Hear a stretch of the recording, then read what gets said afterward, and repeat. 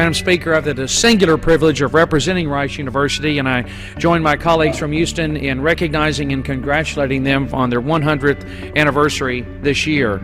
And it was 50 years ago today when John F. Kennedy changed our country and our world forever. He went to Rice University in Houston, and with LBJ sitting right behind him, he gave his famous moon speech.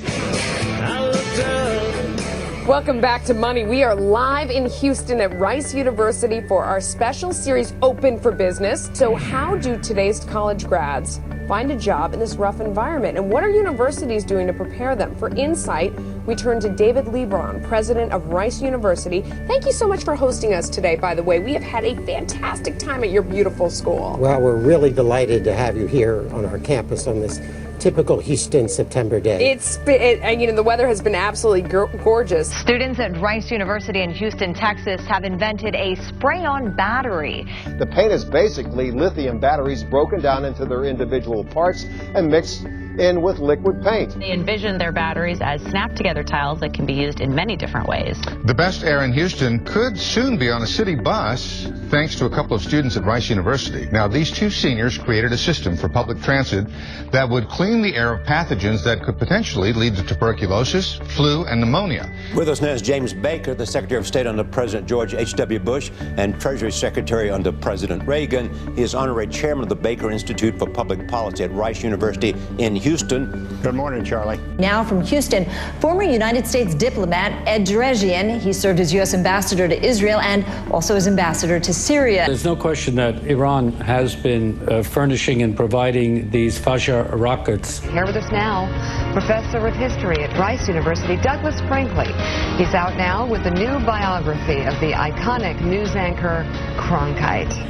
So coming to us tonight from Houston to tell us when and why conventions became a little more predictable is presidential historian Douglas Brinkley. He's also a professor of history at Rice University. So how can he recover with that group, if at all? Well, Mitt Romney's got the debates coming up, and the expectations are low and maybe even lower out of these last few weeks with these mistakes he's making. Rice's Jones says the ad claim is pure, bigoted fiction. This is one where there's no basis in fact for it. Whether or not you know anything about business or politics, Rice Associate Professor Doug Schuler knows both. Jamie Padgett helped perform field assessment of bridges after Hurricane Katrina. We had about 135 bridges in the area that we studied. Jamie Padgett and her team at Rice are studying the risk to bridges like Rollover Pass.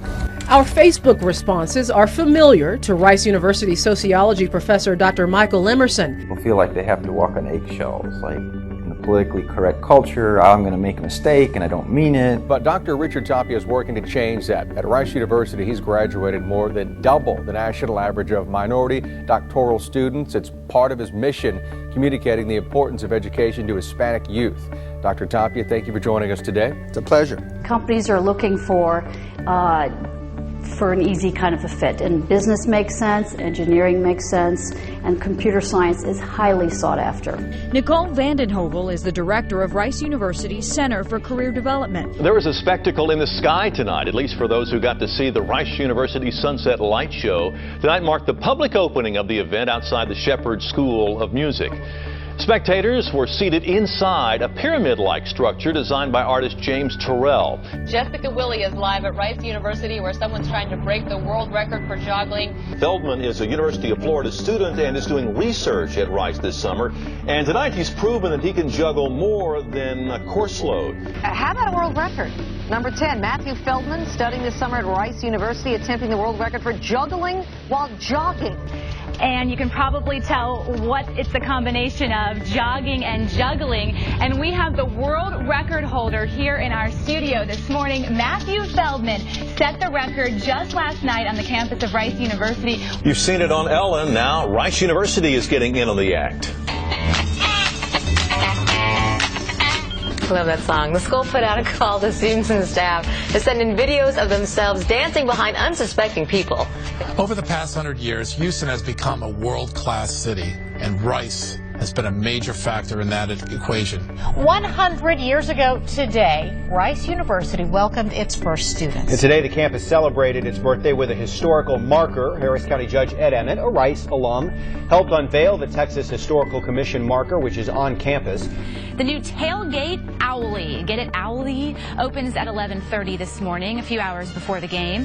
This year, Rice is revamping the pregame fun. Hi, guys. Well, it may seem hard to believe, but apparently there are about 500 collegiate Quidditch teams around the country. That is according to the Quidditch players at Rice University, who are in their first season. And on to something a little lighter now. Area wizards and witches are worn out after a Quidditch exhibition over at Rice University. The Rice Owls are headed to a bowl game for just the third time in the past 51 years. I mean, it really was a journey. I've never been a part of a team that won 4 in a row, especially with what we had on the line there. It is definitely a feel-good story, no doubt about that at all. It's a story that reaches to the core of what football and sport in general is all about. It's making a promise and keeping your word even when you don't have to. KHOU 11 sports reporter Matt Musil has more on how Rice University did the right thing. Back in September, the big defensive end at Brian Rutter High collapsed during a game as his heart gave out, and he nearly lost his life. After being diagnosed with long QT syndrome, a heart defibrillator was implanted in his chest, and his promising football career was over. But Rice head coach David Bailiff never wavered, and yesterday the full scholarship offer was honored by both sides. We asked young men to keep their word to us, and we say we're going to be there for them, thick or thin, and I think it's a good practice that you keep your word.